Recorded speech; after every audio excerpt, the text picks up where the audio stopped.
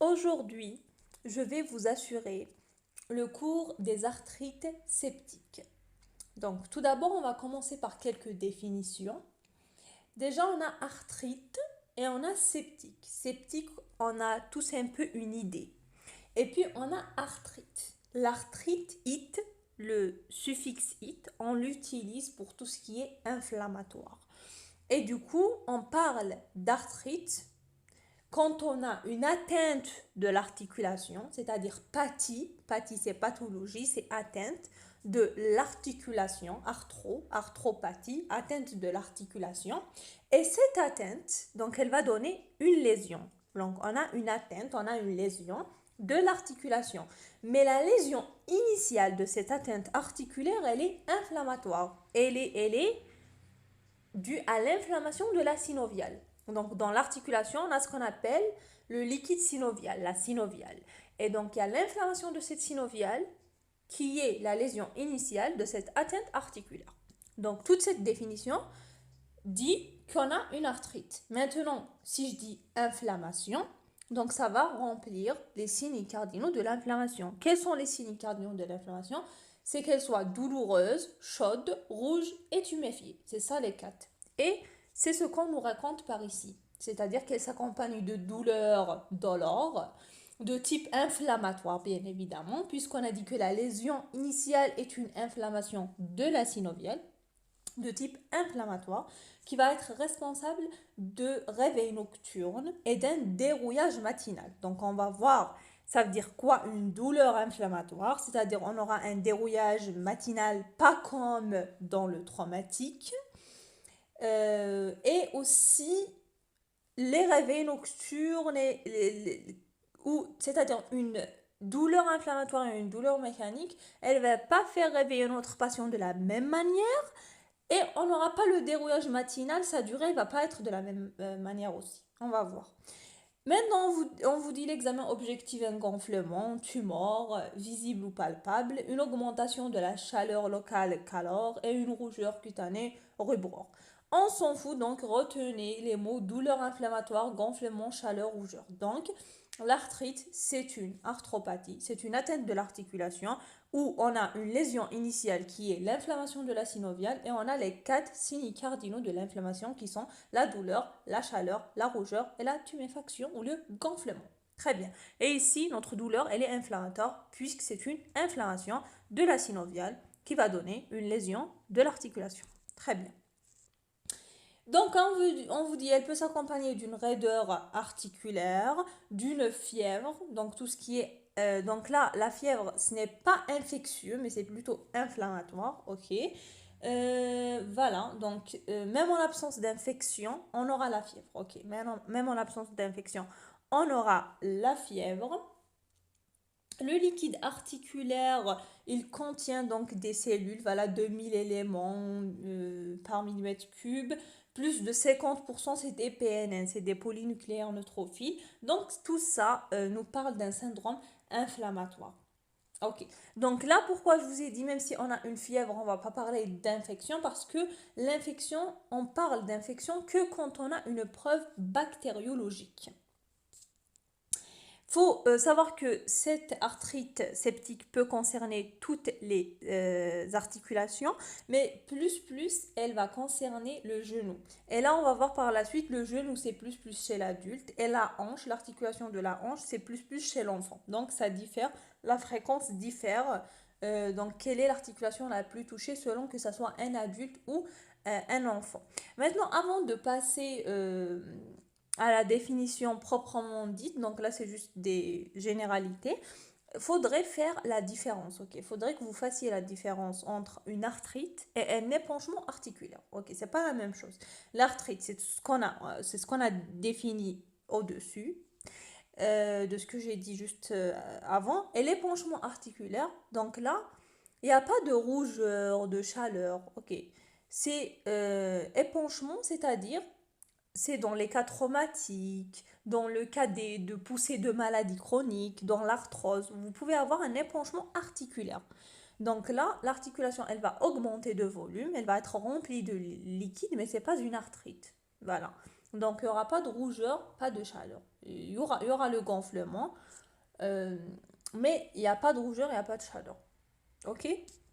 Maintenant, selon la durée, on pourrait parler d'arthrite aiguë quand l'arthrite évolue moins de 3 mois. Donc, dans un début brutal, on pourrait avoir de la fièvre, des signes inflammatoires qui sont plus prononcés. Donc là, c'est inférieur à 3 mois. Arthrite subaiguë, quand c'est entre 1 à 3 mois, on va parler un peu de progressif. Les signes inflammatoires vont être modérés, pas très prononcés comme dans l'aigu où ils sont au premier plan. Alors on a l'arthrite chronique. Dans ce cas, c'est une arthrite qui évolue depuis plus de 3 mois. Maintenant, selon le nombre d'articulations qui sont touchées, on va parler de monoarthrite quand c'est une atteinte inflammatoire d'une seule articulation, oligoarthrite quand le nombre est inférieur à 4, donc c'est entre 2, 3, pas 4. Et quand c'est égal à 4 ou supérieur à 4, supérieur ou égal à 4, on va parler de polyarthrite, tout simplement. Donc là, c'est un peu une définition de l'arthrite selon la durée et le nombre. Maintenant, définition proprement dite, donc c'est quoi l'arthrite septique? Il s'agit de la prolifération intra-articulaire des micro-organismes cultivables, ce qui les distingue des arthrites réactionnelles. Quand je parle d'arthrite réactionnelle, c'est des arthrites qui sont aseptiques. Et là, on parle d'arthrite septique, c'est-à-dire on va trouver un micro-organisme qu'on peut cultiver. Ok, l'arthrite septique, il faut savoir que c'est une urgence. C'est une urgence diagnostique et thérapeutique qui va nécessiter donc une hospitalisation. Qui dit urgence diagnostique et thérapeutique est égal hospitalisation. Donc là, je vous dis, je vous le redis, toute arthrite septique est hospitalisée. Ok. Donc c'est quoi au fait? C'est une dégradation cartilagineuse, ou bien le mot qu'on utilise, c'est la chondrolyse. Lyse, c'est la dégradation, et chondro, c'est le cartilage. Donc, c'est le cartilage qui va se dégrader très rapidement, en l'absence de traitement. Donc, le cartilage, il va se détruire, il va se dégrader. Donc, c'est quoi, en fait? Une arthrite septique, elle va nous détruire carrément l'articulation. C'est pourquoi, là, je parle d'un pronostic fonctionnel qui est mis en jeu. C'est un choc septique. Pardon, le fonctionnel, c'est le pronostic fonctionnel local, c'est l'handicap par la destruction de l'articulation. Et là, on va venir au choc septique ou au sepsis, c'est-à-dire là, c'est le pronostic vital. Donc, le germe, il va aller par voie hématogène, il va conduire à un sepsis, voire à un état de choc, un choc septique, un décès. Donc là, c'est le pronostic vital, il peut donner des endocardites ou bien autre localisation et donner le décès. Donc c'est pourquoi je vous dis que c'est une urgence diagnostique et thérapeutique et que toute arthrite septique est à hospitaliser. Tout simplement parce que le pronostic vital et le pronostic fonctionnel, il est mis en jeu. Voilà, donc il faut faire le diagnostic le plus tôt possible. C'est ce que vous devez retenir. Maintenant, on va voir comment faire le diagnostic, mais avant ça, donc, quand j'étais en train de parler de l'arthrite septique, des définitions et tout, vous devez avoir en tête des mécanismes, ok, des automatismes mentaux. Quand je vous dis ça, vous devez penser à ça. Quand je vous dis arthrite septique, vous devez penser à l'urgence, vous devez penser au pronostic fonctionnel par destruction du cartilage et pronostic vital par choc septique, hématogène et tout, qui va mettre en jeu le pronostic fonctionnel et vital en jeu. Donc, je dois diagnostiquer rapidement. Comment je vais diagnostiquer rapidement? Je dois ponctionner l'articulation, je dois faire des hémocultures, je dois donner une double antibiothérapie bactéricide par voie IV, puis quand il y aura amélioration par voie orale. Donc c'est ce que je voulais vous dire. Donc je dis septique, je pense aux antibiotiques, à la double antibiothérapie, vu que ça peut aller vers la voie hématogène, ça peut donner un sepsis. Donc je la donne par voie IV, j'hospitalise mon malade, je ponctionne l'articulation, je fais directement des hémocultures sans attendre.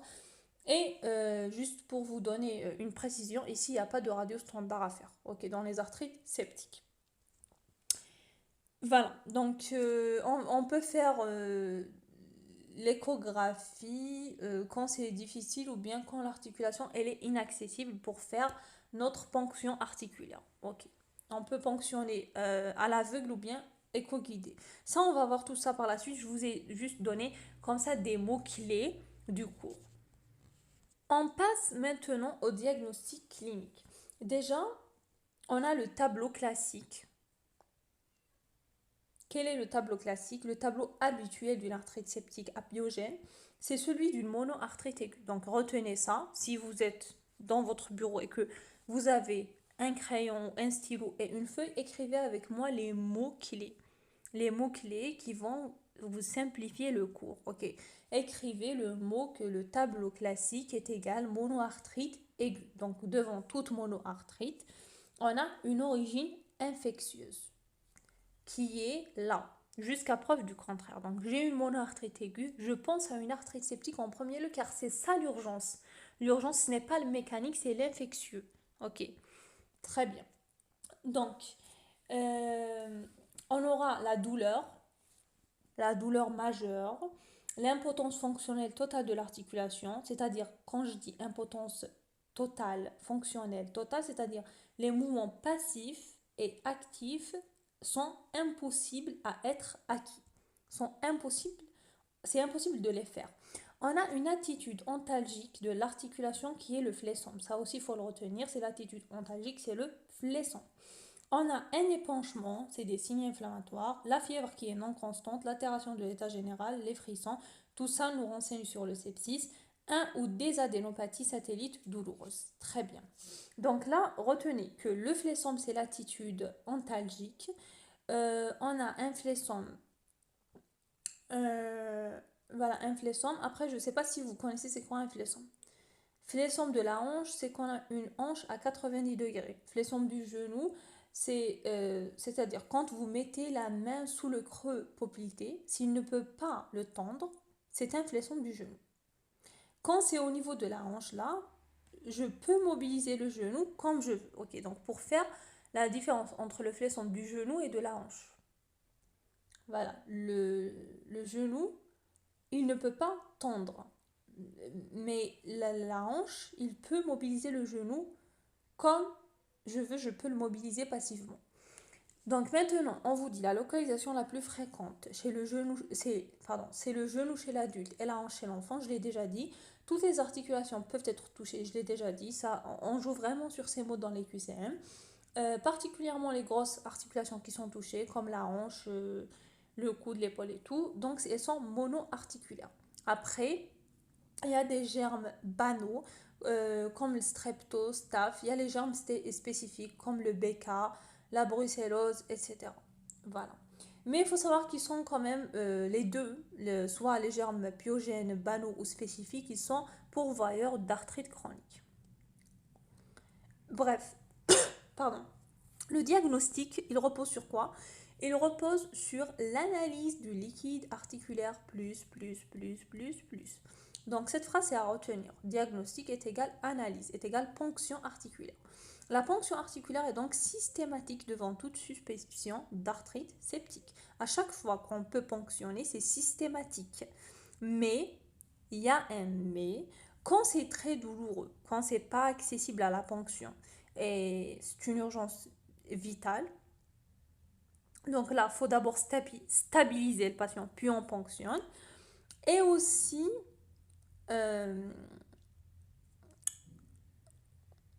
on a un deuxième cas où on ne va pas directement ponctionner, on va voir dans le traitement. Ok, donc, comment on va avoir ce liquide? On a dit c'est une douleur inflammatoire, donc on aura un liquide articulaire inflammatoire. Ça veut dire quoi? Si on vous dit c'est quoi les caractéristiques d'un liquide articulaire inflammatoire? C'est là, je vais les dire juste là. Donc le liquide ponctionné, il est inflammatoire, c'est-à-dire habituellement purulent, trouble ou bien puriforme, c'est-à-dire soit trouble, soit purulent, soit entre les deux, on l'appelle puriforme. Avec hypercellularité, c'est-à-dire on aura plus de 2000 cellules par millimètre cube, mais souvent ça peut aller quand c'est septique jusqu'à 50 000 éléments par millimètre cube avec une majorité de PNN, de polynucléaires neutrophiles. Donc vous allez dire que c'est supérieur à 2000 voire supérieur à 50 000 avec des PNN à 90%. Donc, vous avez une augmentation de la CRP, une hyperleucocytose à PNN généralement qui est associée. Donc là, c'est généralement une monoarthrite aiguë fébrile. Donc devant toute monoarthrite aiguë, j'ai dit que vous allez faire des hémocultures répétées parce que quand j'ai une monoarthrite aiguë, je pense à l'arthrite septique en premier lieu, car c'est l'urgence numéro 1, et du coup, je fais mes hémocultures, je fais mes ponctions, etc. Donc, retenez pour le liquide inflammatoire qu'il y a une hypercellularité, que c'est des PNN en majorité, qu'il y a une CRP élevée, une hyperleucocytose à PNN, et que c'est l'aspect, il est purulent tout simplement.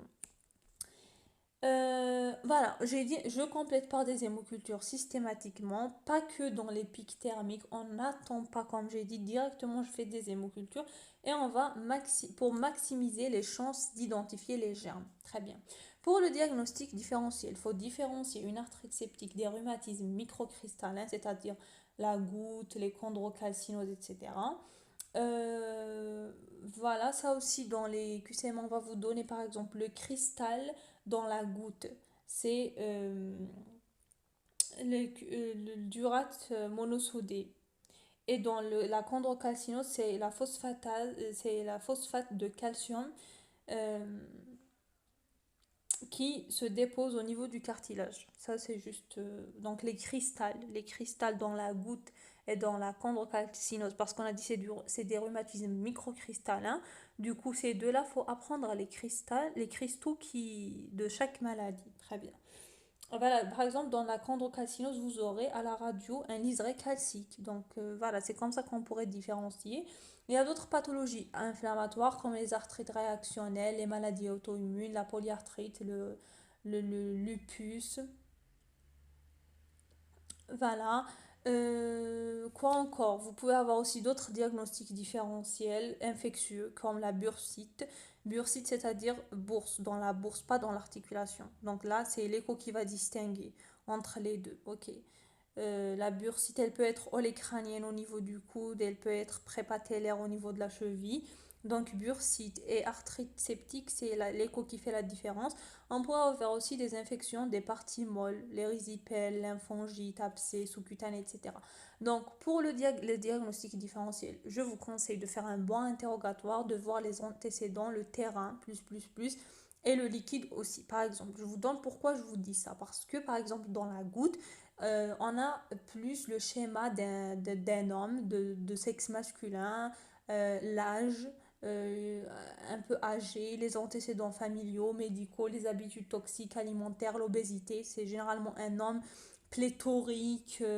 La première métacarpophalangienne, c'est-à-dire voilà, le premier orteil et tout, c'est le siège goutteux, on l'appelle le siège goutteux plus. Maintenant, même si vous avez par exemple première métacarpophalangienne, mais qu'il est diabétique, HTA, sous corticoïdes et tout, dans ce cadre-là, je vais penser à l'arthrite septique parce que quand on a le diabète, l'HTA et tout, c'est un terrain où on pourrait avoir une infection. Ok, donc il faut prendre le patient dans un tout. Le patient, c'est un tout, il faut le prendre en tout.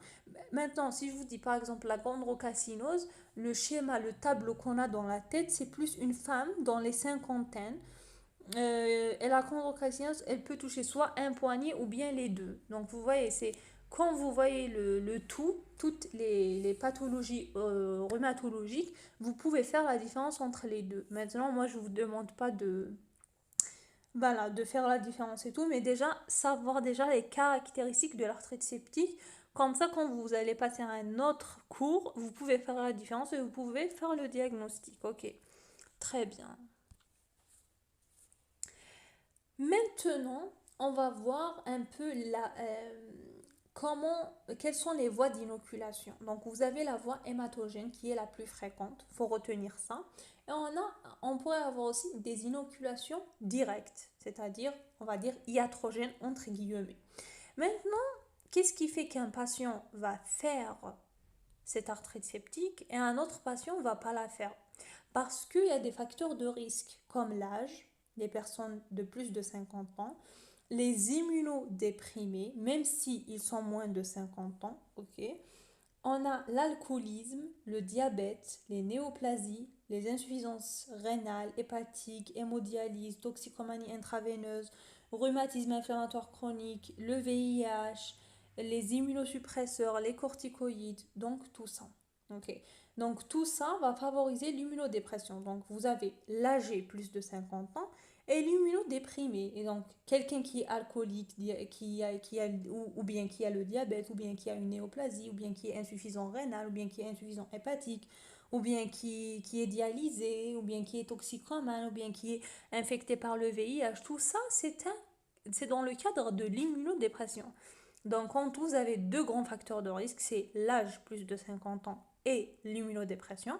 Et dans l'immunodépression, vous avez comme ça 9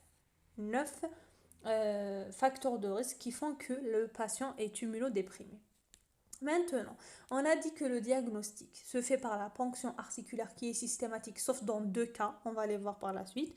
Donc la ponction articulaire, c'est le premier geste indispensable et urgent pour confirmer le caractère septique de l'arthrite. Et préalable, c'est-à-dire, ça veut dire quoi préalable? C'est-à-dire préalable à toute antibiothérapie. C'est-à-dire avant l'administration de toute antibiothérapie, pour ne pas décapiter le tableau, je dois faire une ponction articulaire. Voilà, donc le prélèvement doit être fait en urgence et adressé en urgence au labo pour que nos bactériologues nous disent c'est quoi le germe. Dans de rares cas difficiles, bon, ça c'est pas important, on peut faire une biopsie synoviale. Bon, ça c'est dans les cas difficiles. Nous, on va déjà retenir le cas facile, c'est-à-dire diagnostic positif.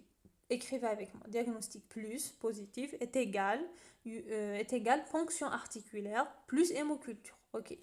Voilà, donc la confirmation bactériologique du diagnostic, c'est la mise en évidence du germe, donc à la ponction et aux hémocultures. Et là, on vous a donné une bonne remarque, c'est qu'il n'y a pas de place pour la sérologie bactérienne ici. La sérologie bactérienne n'a pas d'intérêt dans les arthrites septiques. Attention. Pour les agents infectieux qui rentrent en jeu dans l'arthrite septique, c'est le Staphylococcus aureus, mais aussi l'épidermidis, mais l'aureus c'est dans 60% des cas. Les BGN, les Bacilles gram négatifs, c'est dans 20% des cas qui ont la porte d'entrée urinaire, digestive. Et on a le strepto. Le streptocoque, c'est dans 15 à 20% des cas. Là, c'est plus, on va dire, le niveau de la peau, du tube digestif, de la sphère ORL, qui là, sa porte d'entrée. Donc, juste retenez, vous avez Staph doré, il est supérieur au BGN et le BGN sont supérieurs au strepto. Et retenez ces trois agents infectieux, le Staph aureus doré, les BGN, Bacilles gram négatifs et le streptocoque. Très très bien. Maintenant, vous pouvez avoir d'autres germes après, comme le gonocoque, voilà, là ça donne des tableaux spécifiques qu'on va évoquer, c'est pas pour vous. Pour l'imagerie, retenez que la radiographie standard a peu d'intérêt. Je vous ai déjà dit, on ne demande pas de radio standard dans l'arthrite septique. On fait une ponction articulaire et on va faire nos hémocultures tout simplement. Voilà, donc juste là, on vous a dit que quand c'est chronique, on peut la faire, mais quand c'est aigu, non, mais vous retenez qu'on ne fait pas de radio standard dans l'arthrite septique et puis c'est tout. Voilà, donc là, si on l'a fait, si jamais on n'a pas fait le cours et qu'on l'a fait, l'arthrite septique entraîne un pincement diffus de l'interligne articulaire, des érosions osseuses sous-chondrales, sans estéophytes après 1 à 2 semaines, traduisant une destruction articulaire irréversible. Donc là, vous voyez, on vous a dit après 1 à 2 semaines, c'est-à-dire dans le cas chronique, ça peut montrer quelque chose, mais dans l'aigu, ça ne montre rien. Et nous, l'arthrite septique, c'est un pronostic vital engagé, c'est un pronostic fonctionnel engagé, et du coup, c'est l'urgence. Donc, si je ne traite pas mon patient dans l'urgence, je ne pense pas qu'il sera vivant pour que je lui fasse une radio standard. Voilà, mais bon, si une durée moyenne d'évolution, donc là, si on va avoir cette durée, on peut avoir une déminéralisation osseuse de part et d'autre, on peut avoir des érosions, des pincements, mais on vous a dit sans ostéophyte, mais c'est pas très important pour vous. L'échographie ostéo-articulaire, donc là on vous a déjà dit que son premier intérêt, c'est pour la distinction entre le bursite, l'inflammation de la bourse, et l'arthrite, l'inflammation articulaire. Donc entre inflammation, est-ce que de l'articulation ou bien juste de la bourse, là ça nous fait la différence. Ok, donc ça c'est en premier lieu. Donc l'écho, elle a deux intérêts. Ok. Le premier, c'est le diagnostic différentiel avec le bursite et aussi elle permet de ponctionner les articulations inaccessibles. Par exemple, comme la hanche, l'articulation coxo-fémorale ou bien l'articulation de la hanche. Elle est inaccessible Donc, on doit faire une échographie. C'est éco-guidé, ok. Donc, il y a deux intérêts à l'échographie. Soit c'est pour guider la fonction d'un épanchement liquidien d'une articulation profonde qui est inaccessible, ou bien pour distinguer entre une bursite et une arthrite. Très bien. Là, je pense qu'on a bien avancé par rapport à ce cours. Maintenant, dans le traitement, on est arrivé au traitement. Donc, si vous avez bien retenu, c'est un cours simple. J'ai essayé d'être très pratique, très systématique. Si vous avez suivi et vous avez pris comme ça des grands points essentiels, vous aurez tous les QCM par rapport à ce cours. Il n'y a pas d'excuse. Donc, c'est quoi le traitement des arthrites septiques? Déjà, on va écrire en gras, en rouge, entourez-le en vert ou faites comme vous voulez, en noir, en orange, en violet, comme vous voulez. Écrivez là, c'est une urgence. Urgence, tout en majuscule, le U en majuscule, le R en majuscule, le G en majuscule, le E, le N, le C, le E, tout en majuscule, c'est une urgence, plus, plus, plus. Donc, je pense à quoi? Directement les mots-clés, la façon dont mon cerveau doit fonctionner, c'est que je fais directement ponction articulaire, analyse du liquide synovial rapidement, parce qu'on a dit que initialement c'était une infection, une lésion, une inflammation du liquide synovial, de la synovite. Ok, donc je vais faire une ponction de mon liquide synovial au niveau de l'articulation. Je ponctionne, je l'étudie. Ok, je l'étudie avant toute antibiothérapie. Puis, après avoir ponctionné, je fais l'antibiothérapie et je ne la commence qu'après avoir fait mes prélèvements articulaires. Sinon, je vais décapiter.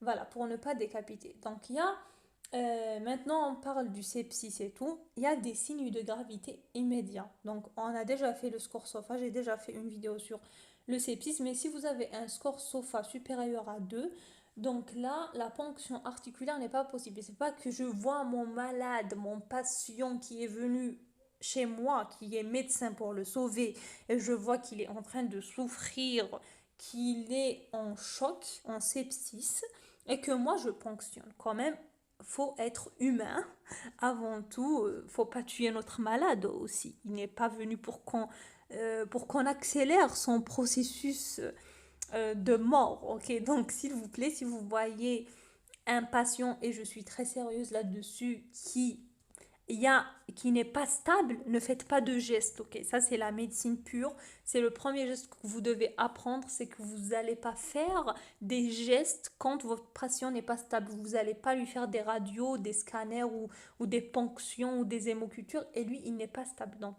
la fréquence cardiaque, la fréquence respiratoire, tout ça, le sofa, le quick sofa et le sofa, ok. Le quick sofa, le Glasgow, la fréquence respiratoire, la fréquence cardiaque et le sofa aussi, la coagulation et tout. Donc là, tous nos paramètres. Si j'ai un sofa supérieur à 2, donc là, c'est interdit de ponctionner avant de le stabiliser. Mais après l'avoir stabilisé, normal, je ponctionne bien évidemment. Donc avant la ponction, très bien. Mais il faut faire les hémocultures avant, parce que là, sinon on va le décapiter si on lui donne directement les antibiotiques avec un SOFA supérieur à 2. Je peux faire rapidement des hémocultures. Oui, ok. Donc le patient, il est bien sûr à hospitaliser. On hospitalise tout patient avec une arthrite septique. J'ai déjà dit. Donc là, juste pour récapituler, pour le SOFA, quand il est inférieur à 2, donc le patient, il est stable. On fait une ponction, on fait deux hémocultures, on va attendre l'antibiogramme. Ok, on va pas donner d'antibiothérapie probabiliste. C'est pas comme l'infectieux ici. Donc, l'antibiogramme, je l'attends, normal, je l'attends parce que c'est mieux de donner un antibiotique sûr, on est sûr. Donc, pas d'antibiothérapie probabiliste, mais en urgence l'antibiogramme, plus la surveillance des constantes. Ok, je vais surveiller les constantes.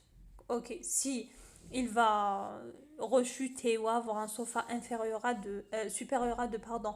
Donc là, je pourrais donner une antibiothérapie probabiliste, mais si il est stable, je ponctionne, je fais deux hémocultures, j'attends l'antibiogramme, je donne l'antibiotique, point.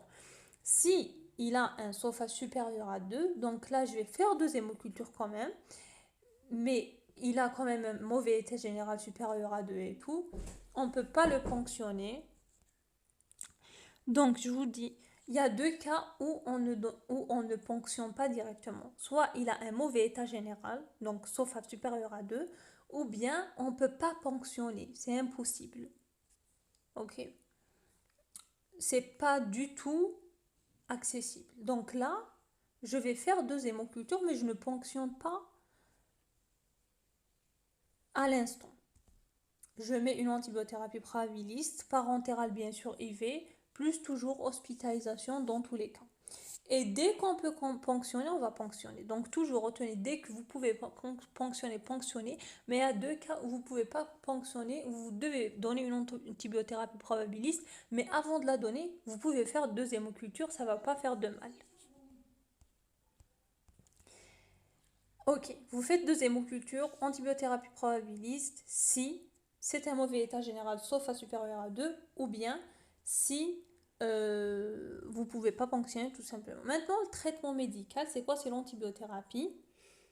Voilà, donc initialement par voie IV, puis Péros quand il y a une évolution, quand il y a une amélioration. Bien sûr, on va l'adapter à la bactérie selon l'antibiogramme. Donc, elle doit être bactéricide, double antibiothérapie, bien sûr une bêta-lactamine ou bien une glycopeptide. Donc, pourquoi ces classes-là? Parce qu'on doit avoir une bonne diffusion osseuse vu que c'est une arthrite, c'est une inflammation de l'articulation. Donc vous devez avoir une bonne diffusion osseuse et c'est les bêta-lactamines, les glycopeptides qui ont une bonne diffusion osseuse. Donc après obtention de la pyrexie, c'est-à-dire quoi? C'est-à-dire il n'y a plus de fièvre, une régression des douleurs, une normalisation ou bien une amélioration significative du syndrome inflammatoire, donc un relais Péros s'impose. Bon, il ne s'impose pas, mais il peut être décidé, c'est mieux l'oral. L'oral est toujours mieux. La durée de l'antibiothérapie, c'est 4 à 6 semaines, avec une surveillance clinique de la température, de la douleur, euh, voilà, de la douleur, de la raideur. Je suis ici. Et aussi, il y a une surveillance clinique, mais aussi il y a une surveillance biologique de la CRP, des effets indésirables de l'antibiothérapie. Donc, si je résume, vous avez une double antibiothérapie bactéricide pendant une durée de 4 à 6 semaines. Et quand vous aurez les 3 signes, c'est-à-dire une apyrexie, absence de fièvre, euh, une échelle d'évaluation de la douleur qui va diminuer, le VA qui va diminuer, l'échelle de visualisation de la douleur qui va diminuer, donc pas ou peu de douleur, plus un syndrome inflammatoire qui va diminuer. Donc 3 trucs qui vont diminuer. La fièvre va diminuer, la douleur va diminuer et le syndrome inflammatoire va diminuer.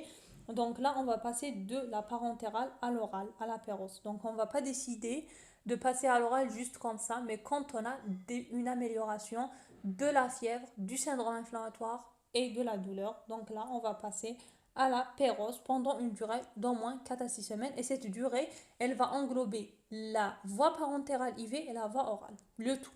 Là, c'est un peu une révision du score SOFA. Et là, c'est un peu les classes que vous pouvez donner selon la bactérie.